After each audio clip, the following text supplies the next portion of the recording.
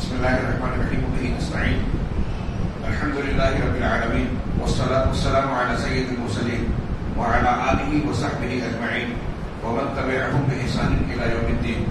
أعوذ بالله من الشيطان الرجيم. بسم الله الرحمن الرحيم. يا أيها الذين آمنوا اتقوا الله حق تقاته ولا تموتن إلا وأنتم مسلمون واعتصموا بحبل الله جميعا ولا تفرقوا. محترم بزرگوں، بھائیوں، اسلامی ماؤں اور بہنوں، سورہ آل عمران پر ہم ایک تدبرانہ نظر اول مرۃ اتدبر القرآن اس کتاب کے حوالے سے ڈال رہے ہیں. کتاب میں کل کے درس میں ہم نے کل کی مجلس میں یہ جانا کہ شیخ نے بتایا کہ پوری سورہ آل عمران کو دو حصوں میں تقسیم کیا جا سکتا ہے. ابتدا سے آیت نمبر 120 تک خارجی طور سے مسلمانوں کو جو چیلنج پیش آتے ہیں، شبہات اور عقائد اور دین کی ایمانیات پر حملے، ان کا مقابلہ کیسے کیا جائے. اور دوسرا حصہ جو 121 آیت سے آخر تک 200 نمبر کی آیت تک بیان کی گئی ہے کہ ہمارے داخلی طور سے مسلمانوں کی مضبوطی اور ثابت قدمی کیسے حاصل کی جائے. اس ضمن میں دونوں حصوں کے مضامین کا تذکرہ کیا گیا. اب آگے شیخ نے کہا کہ ہم اب یہاں رکتے ہیں کہ پہلی قسم اور دوسری قسم کے درمیان کیا تعلق ہے اور کچھ مشترک عوامل کو جو یہاں اور یہاں دونوں جگہ پائے جاتے ہیں ان کا تذکرہ کریں. یہاں دو نکات کا ذکر کیا. پہلا یہ کہ شخصیات سے پر اپنے معاملے کو، دین کو، شریعت کے معاملے کو شخصیات پر مرکوز نہ کیا جائے، بلکہ فکر پر، مقصد اور ہدف پر، اور ہمارا جو طریقہ کار ہے، دین ہے، اس پر ہماری توجہ مرکوز ہونی چاہیے. جیسا کہ کل کے آخری نقطے میں گزرا دوسرے حصے کے کہ ہمارا دین، ہمارے زندگی کے مقاصد کا تعلق کسی شخصیت سے بندھا ٹکا نہیں ہونا چاہیے، بلکہ اصولی اعتبار سے اللہ تبارک و تعالیٰ کے دین اور ہمارے زندگی کے مقصد سے جڑا ہونا چاہیے. اگر کوئی ہمارا قائد، کوئی شخصیت ہمارے ساتھ کام کر رہی ہے، فرض کیجئے کہ اس کا انتقال ہو جائے یا وہ ہمارے ساتھ نہ رہ جائے تو کیا ہم کام کرنا چھوڑ دیں گے؟ نہیں. شخصیت سے تعلق نہ رکھا جائے بلکہ فکر اور ہدف پر توجہ کو مرکوز کیا جائے. چنانچہ اس نقطے کو پہلی قسم میں اور دوسری قسم میں کیسے بیان کیا گیا، بہت ہی اختصار کے ساتھ شیخ نے پیش کیا. کہا کہ جب اللہ تبارک و تعالیٰ نے مسیح ابن مریم کو آسمان کی طرف اٹھا لیا تو نصارہ فتنے میں پڑ گئے اور گمراہیوں کا شکار ہو گئے، طرح طرح کی بدعقیدیوں کی طرف چلے گئے. حضرت عیسیٰ علیہ السلام جب اٹھا لیے گئے، گویا انہوں نے اپنے دین کو حضرت عیسیٰ علیہ السلام کی شخصیت سے جوڑ رکھا. اگر وہ اصول، منہج اور ہدف پر نظر رکھتے تو حضرت عیسیٰ کے دنیا سے اٹھا لیے جانے کے باوجود اپنے دین پر سچائی اور اچھائی کے ساتھ قائم رہتے، منہج سے، دین کے اصولوں سے ہٹتے نہیں. یہ پہلی قسم میں بتایا. تو یہ بات جو پہلی قسم میں نظر آتی ہے کہ شخصیت سے تعلق رکھ کر ہدف پر نگاہ نہ ہونے کا نتیجہ کیا نکلتا ہے. یہ دوسری قسم میں اس کی طرف اشارہ ہے کہ جب غزوہ احد کے درمیان پیچھے سے خالد بن ولید کے حملے کے دستے نے حملہ کیا، مسلمان اور نبی کریم صلی اللہ علیہ وسلم کے درمیان فاصلہ ہو گیا، آپ کفار کے نرغے میں گر گئے. تو اس وقت جب ہما ہمی اور افراتفری کا ماحول جو پیدا ہوا، اس میں یہ افواہ اڑ گئی کہ نبی کریم صلی اللہ علیہ وسلم شہید کر دیے گئے، قتل کر دیے گئے. اس کی بنیاد پر کئی مسلمان بددلی کا شکار ہوئے، بعض میدان سے نکل گئے، بعض بیٹھ گئے. تو یہ جو صورتحال تھی یہ شخصیت سے تعلق والی ہی تھی. چنانچہ انہوں نے کہا کہ جب نبی صلی اللہ علیہ وسلم کی قتل کی غلط خبر کو پھیلایا گیا مسلمانوں میں تو قریب تھا کہ مسلمان فتنے میں پڑ جائیں. ان کی یہ کیفیت تھی کہ بددلی کا شکار ہو جائیں، لیکن بعض دوسرے مسلمانوں نے حوصلہ دیا. جیسے انس بن نضر رضی اللہ تعالیٰ عنہ کا میں نے تذکرہ کیا تھا، یہ جنگ بدر میں شریک نہیں ہو پائے تھے، لہذا انہوں نے کہا کہ اگر کبھی اب موقع ملا تو میں اپنی جانبازی اور اللہ کے راستے میں قربانی کے جلوے دکھاؤں گا. چنانچہ بدر کا، احد کا یہ ماحول جب تھا، حضرت انس بن نضر میدان کی طرف لگ کے بڑھے. لوگوں نے کہا کہاں جا رہے ہو؟ کہا مجھے بھوت کی طرف سے جنت کی خوشبو آ رہی ہے. لوگوں نے کہا کہ اللہ کے نبی صلی اللہ علیہ وسلم قتل کر دیے گئے, شہید کر دیے گئے, تو کہا تم کیوں بیٹھ گئے, اٹھو, اور جس مقصد کے تحت آپ نے اپنی جان لگا دی آپ بھی اس مقصد کے لیے زندگی کی بازی لگاؤ, اس کے لیے اپنی قربانیاں پیش کرو. یہ ہے حضرت انس بن نضر کا جو جملہ تھا, یہ لوگوں کے لیے حوصلہ بخش تھا, اور یہی سبق ہمارے لیے تازہ کرتا ہے کہ ہمیں شخصیت سے نہیں اصول اور ضابطے سے جڑا ہونا چاہیے.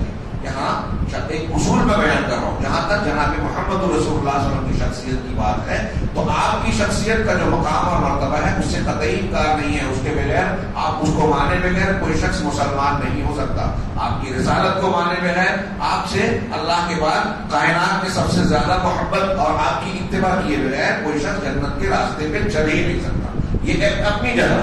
لیکن نبی کریم صلی اللہ علیہ وسلم اگر ہمارے درمیان موجود ہیں تو ہم دین پر عمل کریں گے, آپ موجود نہیں ہیں تو نہیں کریں گے. یہ طریقہ غلط تھا. چنانچہ اس کی طرف اشارہ کیا کہ احد میں اس غلط خبر کے پھیلنے پر ایسا مزاج قریب تھا کہ پیدا ہو, لیکن اس کی اصلاح ہو گئی. صحابہ کرام اس میں آگے نہیں بڑھے. یہ پہلا نمبر کی بات تھی کہ شخصیات سے نہیں مقصد سے انسان کو جڑنا چاہیے. دوسرے نمبر پر کہ اتباع کا واجب ہونا اور اس کی اہمیت دونوں حصے میں, جو سورہ آل عمران کا پہلی قسم ہے مضمون کی, اور دوسری قسم, اس کو دو نقطوں بتایا کہ پہلی قسم میں یہ بات آیت نمبر 52 میں نظر آتی ہے, جس میں اللہ تبارک و تعالیٰ نے حضرت عیسیٰ کا ذکر کیا اور کہا فلما احس عیسیٰ منہم الکفر قال من انصاری الی اللہ. جب عیسیٰ علیہ السلام نے لوگوں سے کفر کا احساس کیا کہ یہ میرا انکار کریں گے, سچی دعوت کو قبول نہیں کریں گے, تو حضرت عیسیٰ نے پوچھا کہ کون ہے جو اللہ کے سلسلے میں میری مدد کرے. الحواریون نحن انصار اللہ. تو حواریین نے کہا, حواری خالص دوست, ان کے خالص دوستوں نے, جیسے اللہ کے رسول صلی اللہ علیہ وسلم کے صحابہ ہیں حضرت عیسیٰ کے حواریین, انہوں نے کہا کہ ہم آپ کا ساتھ دیں گے. آمنا باللہ, ہم اللہ پر ایمان لائے, واشهد بأننا مسلمون, اور آپ گواہ رہیے کہ ہم مسلمان ہیں. آگے اور بھی ان کے جملے نقل کیے. یہ حواریوں کا موقف ملاحظہ فرمائیے. نبی کا ساتھ دے رہے ہیں کہ ہم اللہ کے دین کے سلسلے میں آپ کی مدد کریں گے. تو یہ اللہ کے رسول کی, پیغمبر کی اتباع کا واجب ہونا اور اس کی اہمیت نظر آتی ہے کہ یہ بہت اہم ہے. یہ پہلے حصے میں یہ پورا واقعہ پڑھیے, حضرت عیسیٰ کی اتباع کی اہمیت اور وجوب معلوم ہوتا ہے. دوسری قسم میں آیت نمبر 146 تا 153 اور 153, جیسے آیت میں اللہ نے فرمایا وَكَأَيٍّ مِّن نَّبِيٍّ قَاتَلَ مَعَهُ رِبِّيُّونَ كَثِيرٌ وَمَا وَهَنُوا لِمَا أَصَابَهُمْ فِي سَبِيلِ اللَّهِ وَمَا ضَعُفُوا وَمَا اسْتَكَانُوا وَاللَّهُ يُحِبُّ الصَّابِرِينَ. کہا کہ بہت سارے لوگوں نے, فَكَأَيٍّ مِّن نَّبِيٍّ, بہت سارے نبی ہیں جن کے ساتھ اللہ والوں نے قتال کیا, جنگ کی, جان کی بازی لگائی. اب اس راستے میں وہ پست نہیں ہوئے, کمزور نہیں پڑے, نہ دبے اور نہ ہٹے, نہ کمزور پڑے اور نہ دبے, اور اللہ صبر کرنے والوں کو, راہ حق میں جم جانے والوں کو پسند کرتا ہے. صبر کی اہمیت صبح کے درس میں ہم نے کچھ تفصیل سے بیان کی ہے. جن لوگوں نے سنا ہوگا وہ سمجھ سکتے ہیں. وہ معنی کو اپنے دماغ میں لا کے یہاں واللہ یحب الصابرین کے معنی کو سمجھے. تو یہاں دیکھیے کہ اللہ تعالیٰ ابھار رہا ہے کہ ہماری آپ کی نجات, ہمارے آپ کا اللہ کے یہاں قابل قبول ہونا, بلند درجہ حاصل کرنا, اللہ کی مدد کا مستحق بننا, یہ ساری باتیں منحصر ہے کہ ہم دین کے سلسلے میں نبی صلی اللہ علیہ وسلم کی خالص اتباع اور پیروی کریں, آپ کے احکامات کے تابع دار بن جائیں. یہ گارنٹی ہے اللہ تعالیٰ کے پسندیدگی کی. اللہ ایسے لوگوں کو پسند کرے گا جو اس راہ میں نبی کے ساتھ کھڑے رہیں. اب اللہ کے نبی صلی اللہ علیہ وسلم کے ساتھ جنگ کا معاملہ تھا, آج اللہ کے نبی کا دین ہے ہمارے سامنے, آپ کی سنتیں اور تعلیمات ہیں, اس پر جمنا ہوگا. اب انہوں نے آگے ایک عنوان قائم کیا کہ وہ اسباب اور وسائل جو ثابت قدمی کے اندر مددگار ہوتے ہیں.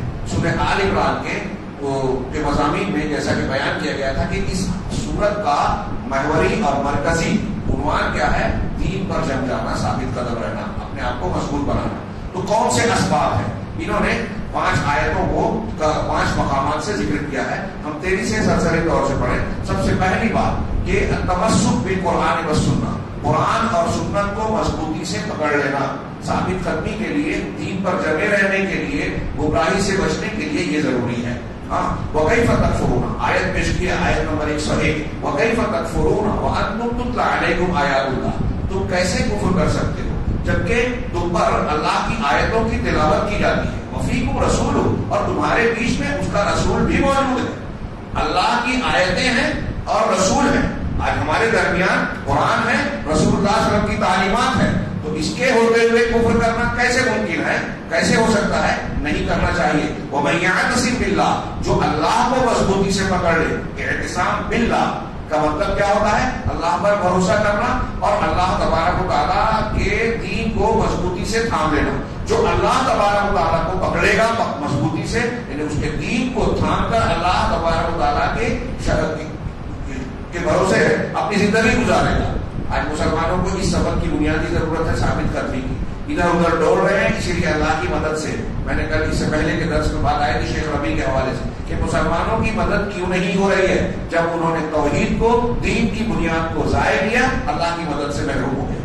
اب جنگ کر رہے ہیں، چیخ پکار کر رہے ہیں، بہت سی باتیں کر رہے ہیں، ہم مسجدوں میں نماز پڑھ رہے ہیں، کہیں ہم سنتے ہیں قنوت نازلہ پڑھتے ہیں کہ مسلمانوں پر افتاد پڑ رہی ہے، لوگوں نے حملہ کر دیا، بم برسا رہے ہیں شام میں، فلاں جگہ چیچنیا میں، بوسنیا میں، ہندوستان کے کسی حصے میں، اب یہاں کے قریب کے مقابلے میں ہندو فرقہ پرستوں کی جانب سے جو حملے ہو رہے ہیں، سن کر پڑھ کر خبریں ہم اپنے دل کو جو ہے کمزور کر لیتے ہیں، حوصلے ہارنے کا انداز اختیار کرتے ہیں۔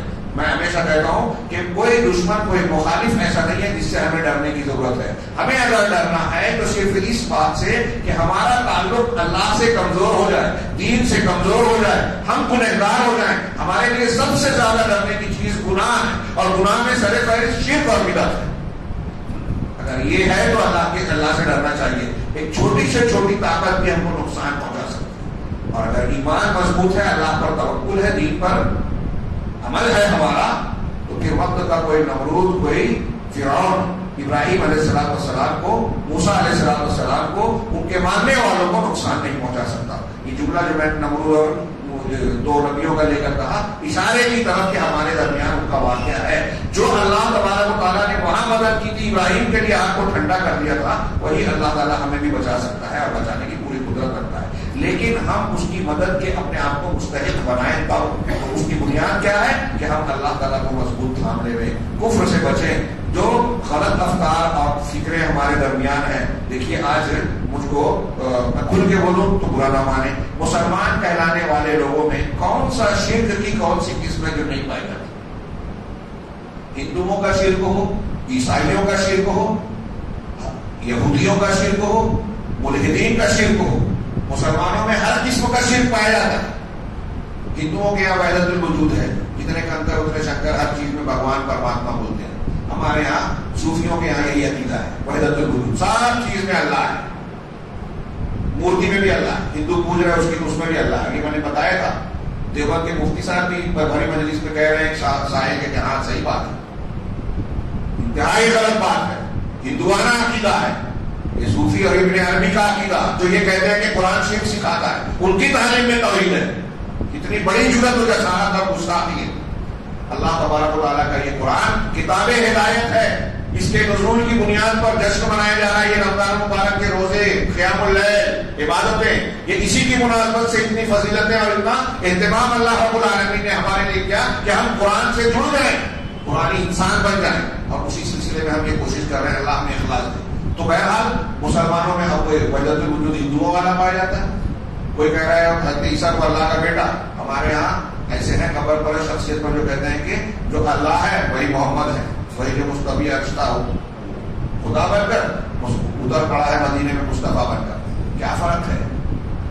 کیا وہ کہہ رہے ہیں بیٹا باپ کا جوز یا عنصر ہوتا ہے؟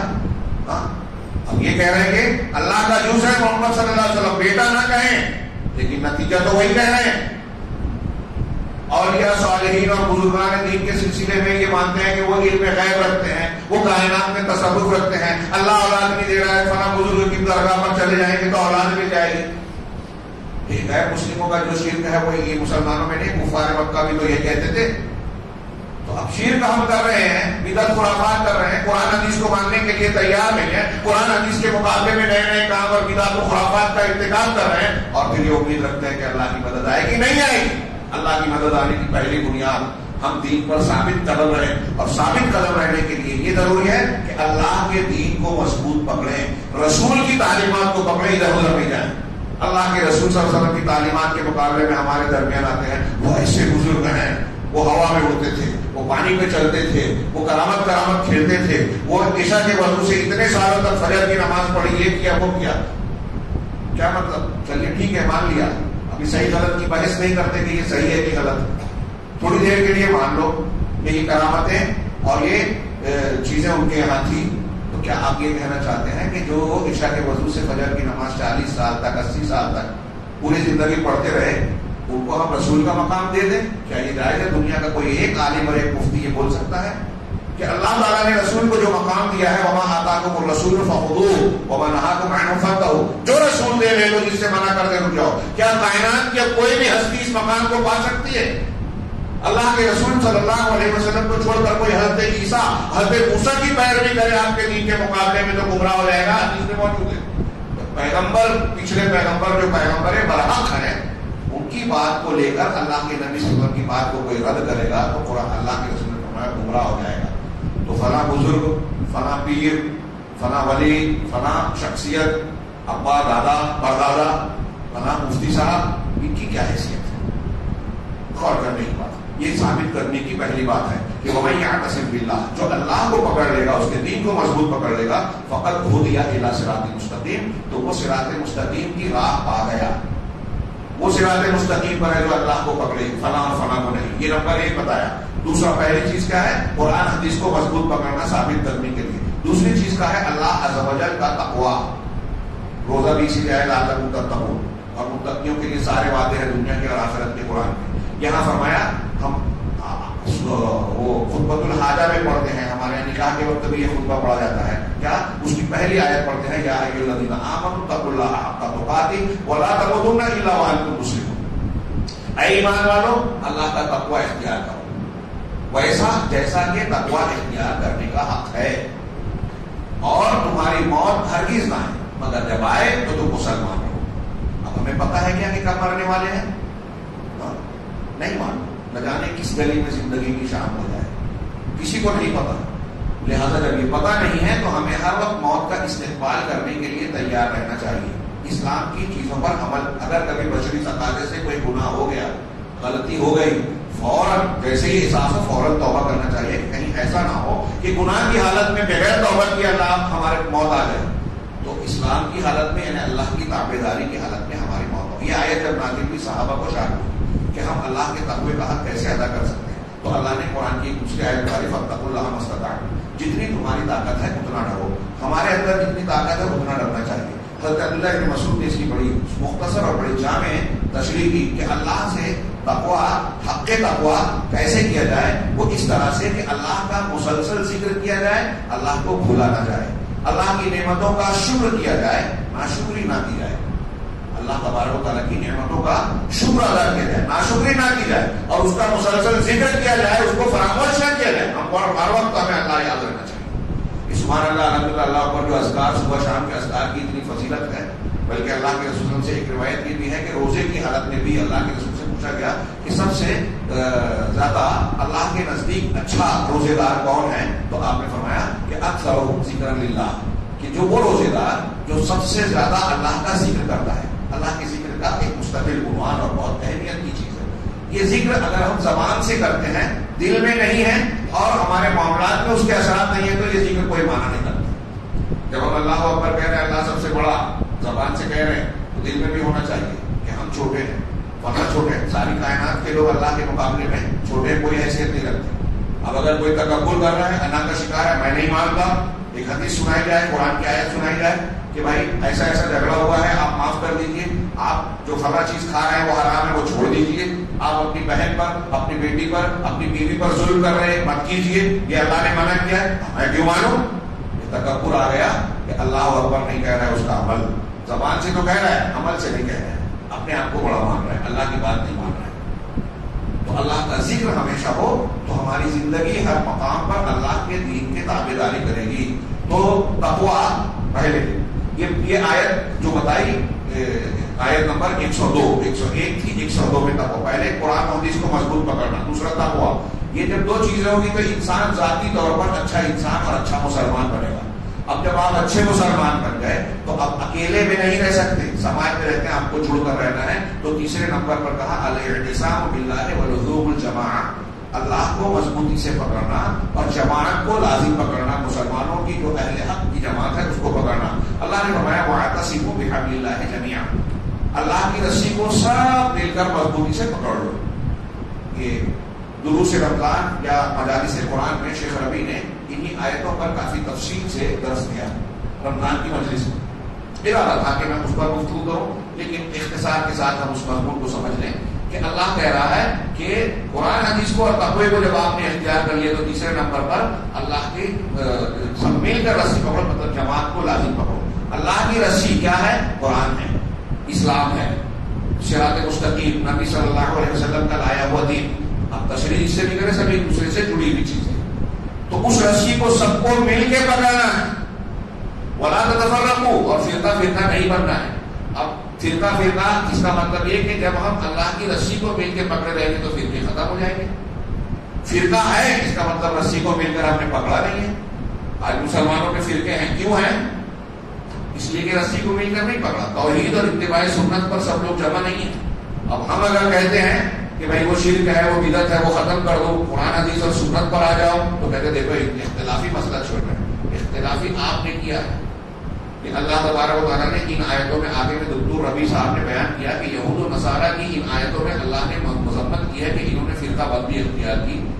اور دوسری آیتوں میں کہا کہ ان الذین فرقوا دینهم وكانوا شیعا لست منهم فی شیء ولا تکونوا من المشرکین من الذین فرقوا دینهم, مشرکین میں سے نہ ہو جاؤ ان لوگوں میں سے جنہوں نے دین کو ٹکڑے ٹکڑے کر دیا. اس کا مطلب دین کو ٹکڑے کرنا مشرکین کا کام ہے, بدعتیوں کا کام ہے. تو جو شرک اور بدعت کرتا ہے وہ دین کا ٹکڑا کرتا ہے.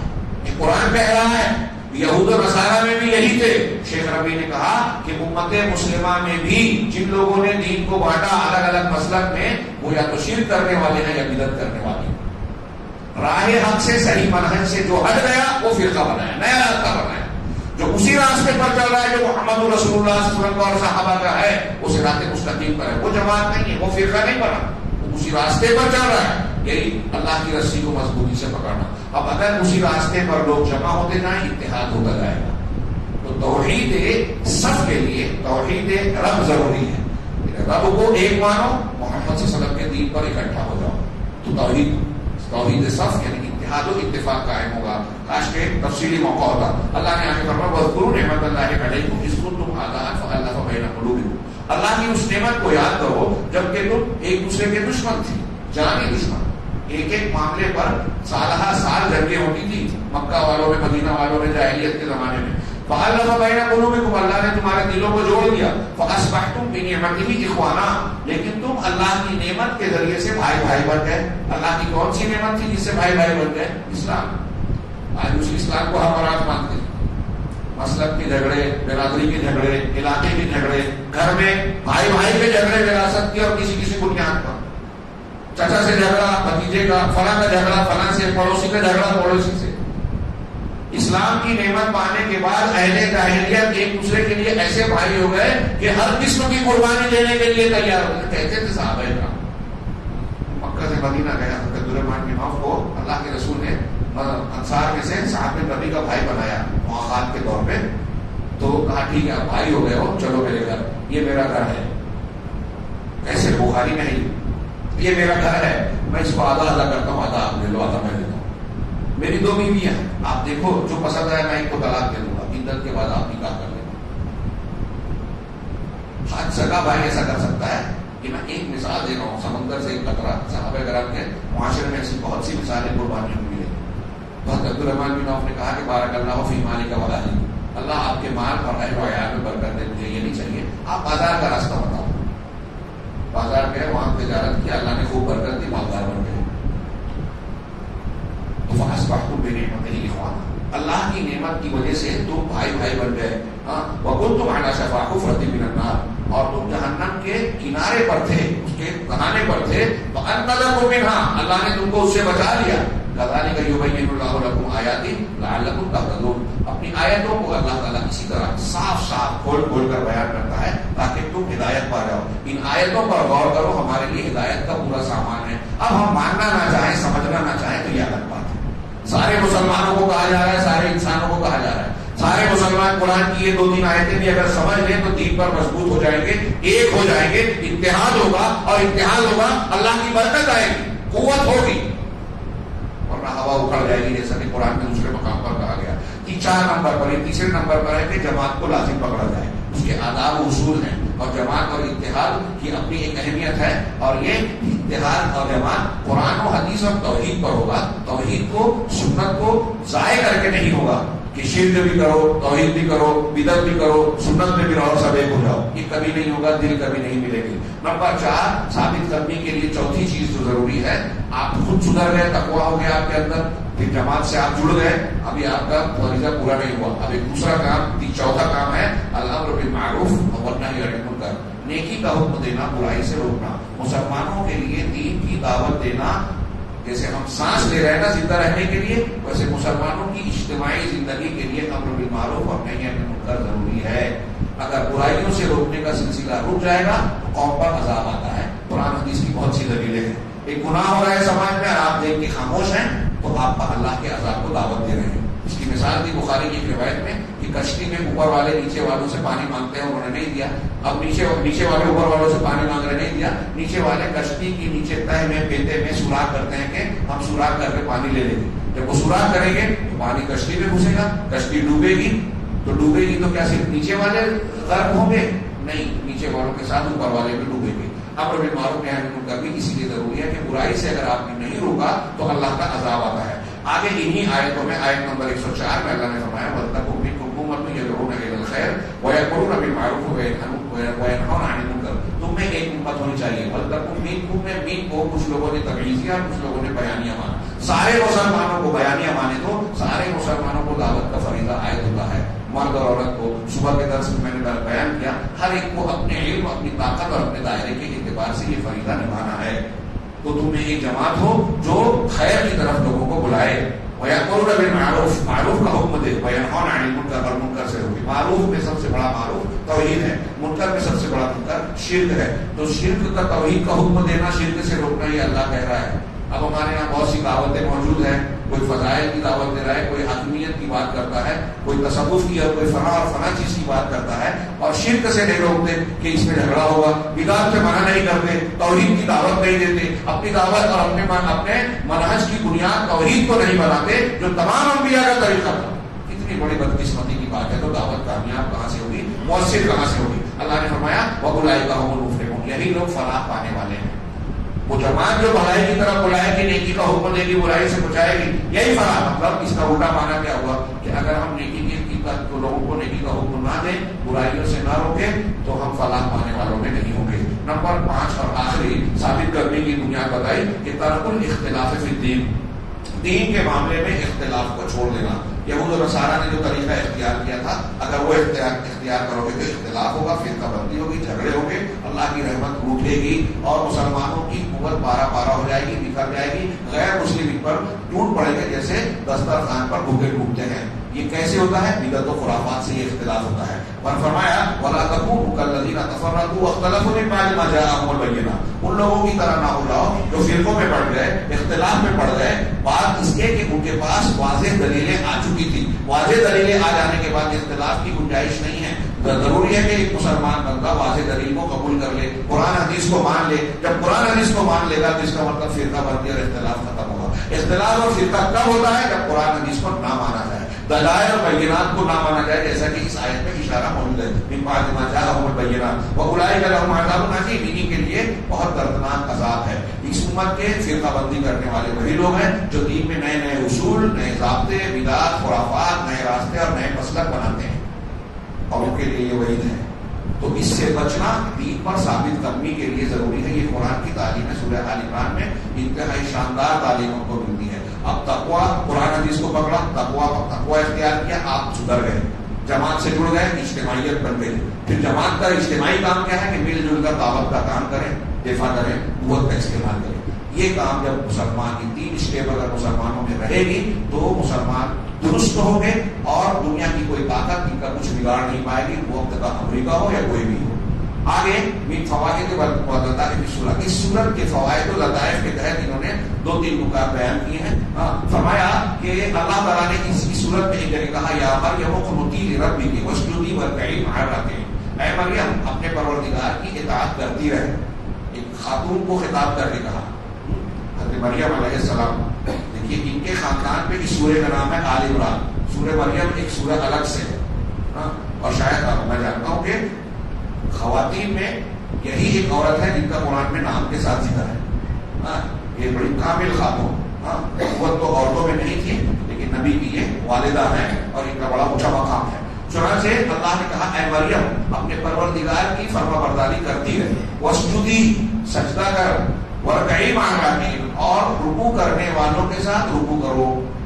قرآن کی اس آیت سے یہ بھی ثبوت ملتا ہے کہ عورتیں جماعت سے نماز پڑھ سکتی ہیں۔ اللہ تعالیٰ کہہ رہا ہے وارکعی مع الراکعین، رکوع کرو رکوع کرنے والوں کے ساتھ۔ یہاں اس آیت کے ذکر میں 2-3 معنی انہوں نے بیان کیا کہ بندے کے لیے اس آیت سے پتہ چلتا ہے کہ بندے کے لیے مناسب ہے کہ خوب عبادت کرے۔ اللہ تعالیٰ جس بندے پر جتنی نعمت کر رہا ہے اتنی عبادت کرے۔ نبی کریم صلی اللہ علیہ وسلم کو دیکھیے کہ رات میں عبادت کرتے تھے، پیروں میں ورم اور سوجا پوچھا جاتا تھا کہ آپ تو ایسے اعلیٰ مقام پہ پھر یہ محنت کیوں کر رہے ہیں؟ تو آپ کہتے تھے کہ میں شکر گزار بندہ نہ بن جاؤں۔ یہ حضرت مریم کا کردار نقل کیا ہمارے سامنے کہ اللہ کی خوب عبادت کرتی تھی، تو بندے کو یہ کرنا چاہیے۔ دوسرا کہ آیت میں آپ دیکھیں کہ اللہ تعالیٰ نے عورت کی نماز کے لیے جب اس کی اکیلے وہ نماز پڑھے تو گھر میں نماز کو سجدے سے ذکر کیا، واسجدی، تو اس کا مطلب اکیلے بھی نماز پڑھو، اور آگے والے جملے میں کہا وارکعی مع الراکعین، جماعت کے ساتھ نماز پڑھنے کے لیے رکوع کا لفظ استعمال کیا۔ بہت پیارا نقطہ بیان کیا، عجیب و غریب، قرآن میں آپ جتنا ڈھونڈیں گے اتنے موتی ملیں گے۔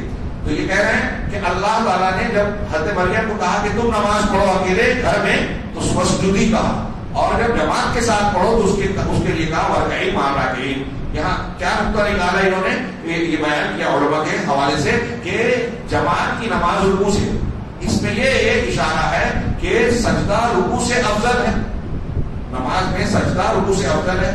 اللہ کے نبی صلی اللہ علیہ وسلم کا کہنا ہے کہ بندہ اپنے رب سے سب سے زیادہ قریب اس وقت ہوتا ہے جب سجدے میں ہوتا ہے۔ اقرب ما یکون العبد من ربہ وہو ساجد، جب سجدے کی حالت میں ہوتا ہے تو بندہ اپنے رب سے سب سے زیادہ قریب ہوتا ہے۔ تو اس کا مطلب یہ ہوا کہ سجدے کی حالت اللہ کو سب سے زیادہ پسند ہے، اللہ بندے کی سب سے قربت کی حالت ہے۔ اگر آپ کو کوئی دعا مانگنا ہے تو سجدے میں مانگیے، زیادہ قبولیت کا امکان ہے۔ فَكَذَلِكَ صَلَاةُ الْمَرْءِ، اب دیکھیے سجدہ زیادہ افضل ہے رکوع کے مقابلے میں، اور اللہ تعالیٰ نے حضرت مریم کو کہا اکیلے نماز پڑھنا ہے تو کہا سجدہ کرو، جماعت سے پڑھنا ہے تو رکوع کرو، یعنی اکیلے کے لیے افضل والا اور جماعت کے ساتھ پڑھنے والے کو کم افضل والا ذکر کیا۔ تو اس سے انہوں نے یہ کہا کہ اسی طریقے سے عورت کی نماز جب اپنے گھر اور اپنے خاص جگہ پر محراب میں ہوتی ہے، حضرت مریم محراب میں پڑھتی تھی، تو اکیلے کی نماز پڑھنا عورت کے لیے جماعت کی نماز سے زیادہ افضل ہے، اس میں کوئی شک نہیں کہ گھر میں عورت کا نماز پڑھنا بہتر ہے۔ لیکن اس کا یہ مطلب نہیں ہے کہ مسجد میں آنے سے اس کا دروازہ بند کر دیا جائے اور وہ مسجد میں بالکل نہ آئے۔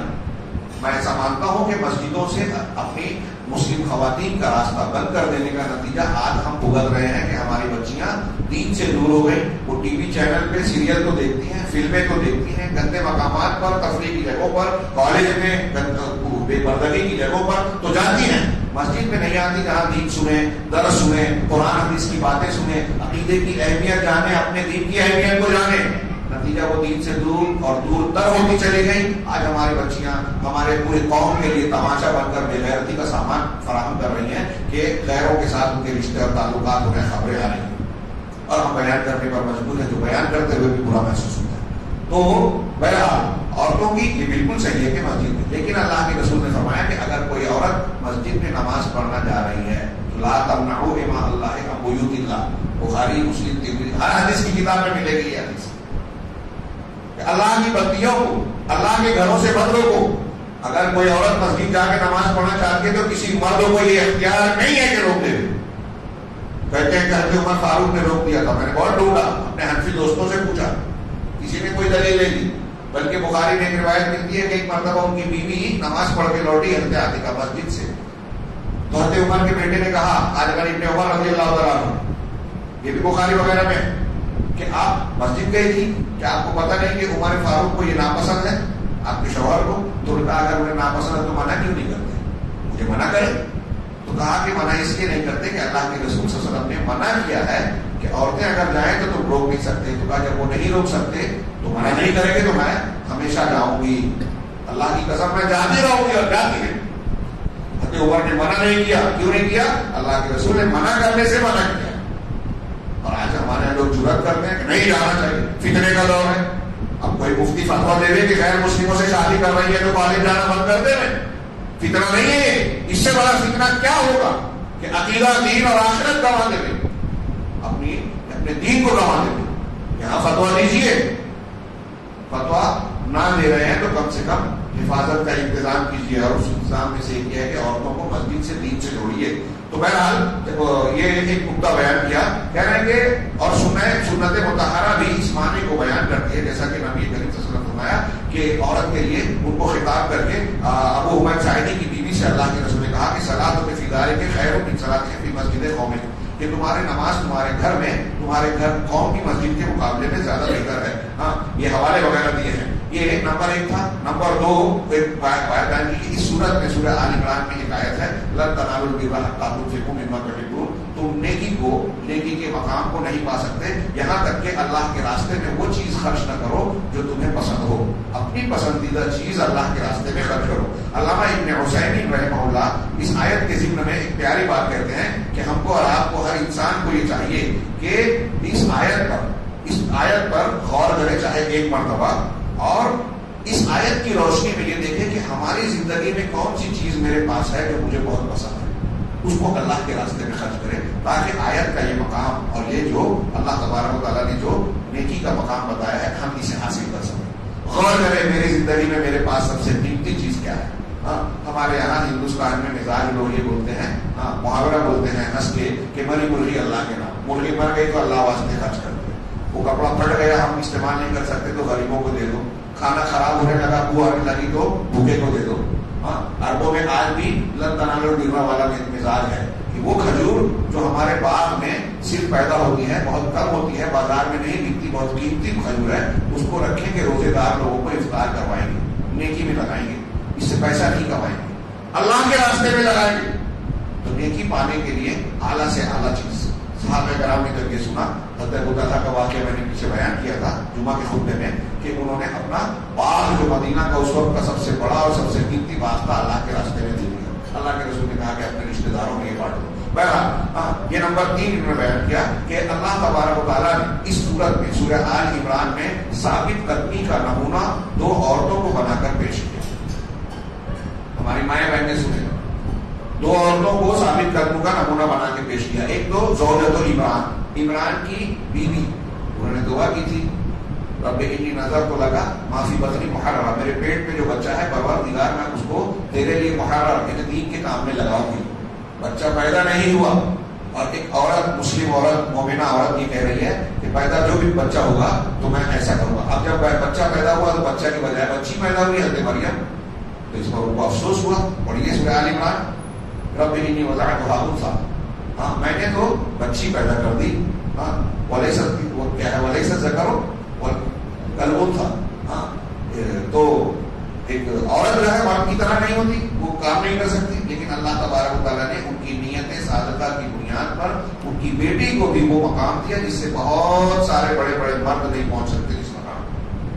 گرچہ نبوت نہیں ملی، لیکن نبوت کی نبی کی والدہ بن گئی اور ان کو اعلیٰ مقام سے اللہ نے نوازا. تو ان کا جذبہ دین دیکھیے. حضرت عمران کی بیوی جو حضرت مریم کی والدہ تھی کہ میں اپنے پیٹ کے بچے کو دین کی خدمت میں لگانا چاہتا ہوں. ہمارے یہاں کوئی اچھا بچہ پیدا ہو تو اس کو سائنٹسٹ بنائیں گے، ڈاکٹر بنائیں گے، یہ بنائیں گے، وہ بنائیں گے. اگر ایک بچہ ایسا ہے جو بگڑ گیا ہے، ہاتھ سے نکل گیا ہے، کام نہیں کر رہا ہے، محنت نہیں کر رہا ہے، اسے مدرسے پہ ڈال دیں. پھر بعد میں بولتے ہیں کہ وہ علماء شریک ہوتے ہیں. یہ مزاج اچھا نہیں ہے. قیمتی چیز یہاں بھی ڈالیے. آپ کا جو اچھا بچہ ہے اسے دین کے لیے لگائیے. دین کی تعلیم سے بڑھ کر کوئی نبیوں کے پاس جو علم تھا، کیا اس کی قدر و قیمت ہلکی ہے؟ ہمارے یہاں اس کو حقیر سمجھا جاتا ہے، کمتر سمجھا جاتا ہے، یہ بدقسمتی کی بات ہے، دین سے دوری کی بات ہے، دین کی ناقدری کی بات ہے۔ ہاں، ایک عورت تو زوجہ عمران تھی، دوسری مریم بنت عمران۔ حضرت مریم علیہ السلام کو اللہ تعالیٰ نے نمونے کے طور پر اور ایک عورت کو، خاتون کو پیش کیا۔ وقد من اللہ تعالیٰ نے ان پر احسان کیا کہ ان کے بیٹے کو نبی بنایا، اور کون سا نبی بنایا؟ اولو العزم رسولوں میں سے، اعلیٰ درجے کے جو رسول پیغمبر ہیں، صاحب شریعت، تو ان پر انجیل نازل کی، اور پھر ان کو فضیلت سے نوازا۔ بچپن میں انہوں نے بات چیت کی، ان کو اللہ روح اللہ کلمۃ اللہ بغیر باپ کے پیدا کرنے والا بیٹا بنایا۔ اور پھر ان دونوں کا نمونہ تھا کہ اللہ تعالیٰ نے اس مبارک سورہ کا نام اس مبارک خاندان کے نام پر رکھا، سورہ آل عمران۔ اس خاندان کے نام پر اس سورت کا نام رکھا، گویا اس خاندان کو اللہ تعالیٰ نے ہمارے آپ کے لیے، ہماری عورتوں کو ان کے لیے ایک رمز، علامت کے طور پر پیش کیا کہ دیکھیے خواتین کا کردار، ایک ایمان والی خاتون کا کردار کیا ہوتا ہے اور کیا ہونا چاہیے، کس طریقے سے انہوں نے اللہ کے راستے میں محنت کی۔ چنانچہ یہ ہم کہہ سکتے ہیں کہ ثابت قدمی کی جو تعلیمات اس میں دی گئی ہیں، عیسائیت اور اللہ کے رسول اور صحابہ کے جو غزوہ احد کے تناظر، یہ ساری چیزوں کے بعد بھی سورہ مریم، حضرت مریم علیہ السلام کا جو ذکر کیا گیا، ان کے گھر کا ذکر کیا گیا، اور اس بنیاد پر اس سورت کا نام رکھا گیا، تو ہم کہہ سکتے ہیں کہ اس سورت میں ثابت قدمی کا رمز، علامت اور نشانی عورتوں کو بنایا گیا ہے کہ خاتون بھی ایمان والی ہو تو لوگوں کے لیے نمونہ بن سکتی ہے۔ آخری نمبر پر انہوں نے ذکر کیا ایک آیت کو، سنیے للناس حب الشہوات من النساء والبنین والقناطیر المقنطرہ، ایک آیت ہے سورہ آل عمران کی ابتدائی آیتوں میں، کہ لوگوں کے لیے شہوتوں کی محبت پسند محبوب بنائی گئی ہے، عورتیں، بچے، بہت ڈھیر سارا مال، سونے چاندی کا ڈھیر، گھوڑے، یہ سب چیزیں بیان کی گئی ہیں کہ ان سے لوگوں کو محبت ہوتی ہے۔ جیسے آج کل ہمارے یہاں لوگ دین سے زیادہ، آخرت سے زیادہ دنیا کی طرف بھاگے جا رہے ہیں، تو یہ شہوت کی محبت ہے۔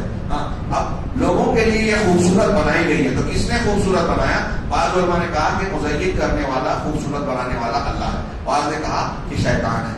اہل علم نے کہا کہ ان دونوں میں کوئی ٹکراؤ نہیں ہے، اللہ تعالیٰ نے ان چیزوں کو پیدا کیا تو فطری طور پر پیدا کرنے اور مہیا کرنے، اس سے فائدہ اٹھانے کا انتظام اللہ نے کیا، اس اعتبار سے اللہ نے خوبصورت بنایا۔ اور شیطان کی تزیین کیا ہے کہ وسوسہ اور دھوکہ ڈال کے اس میں مبتلا کرتا ہے کہ ان چیزوں کے پیچھے پڑ جاؤ، دین کو پیچھے ڈال دو۔ تو دونوں کا معنی اپنی اپنی جگہ پر صحیح ہے۔ یہ سورہ آل عمران کے تناظر میں کچھ مضامین، کچھ ہدایات اور اس کا تدبرانہ خلاصہ بیان کیا۔ امید ہے کہ ہم ان کے مضامین کو سننے کے بعد مزید اس کی تفسیر پر غور و فکر کریں۔